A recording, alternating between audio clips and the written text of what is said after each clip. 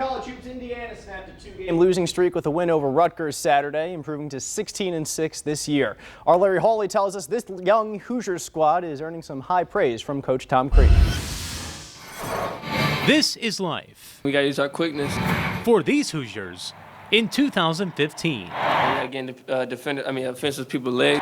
On Saturday, they started 4 guards, and their quote-unquote center was only 6'7".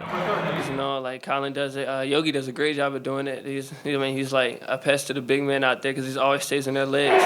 And always staying in the game, as this undersized Indiana team is 6-3 in the Big Ten. So how are they doing it? Well, he's got an answer. If the season ended today, and thank God it doesn't, but this would be one of the hardest working teams that I've ever had the privilege of coaching. That's 28 years for Tom Crean, including the last 16 as head coach. That means the whole deal. That means practices. That means extra work. That means getting in that film room. So what is it about this Hoosiers team that comes out of the Assembly Hall tunnel in 2015 that makes them one of the hardest working in Crean's coaching tenure?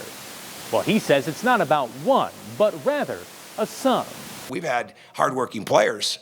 You know, last year's team had some really hardworking players, but it wasn't the hardest working team I've ever coached. Okay, but because it's the extra work and things like that, it's the sacrifice you make.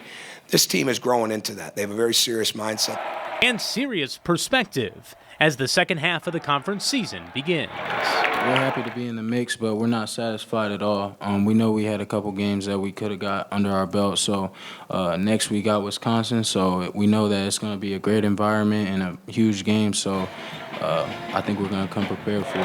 That's a statement that's easy for this guy to believe in 2015. Larry Hawley, Indy Sports Central.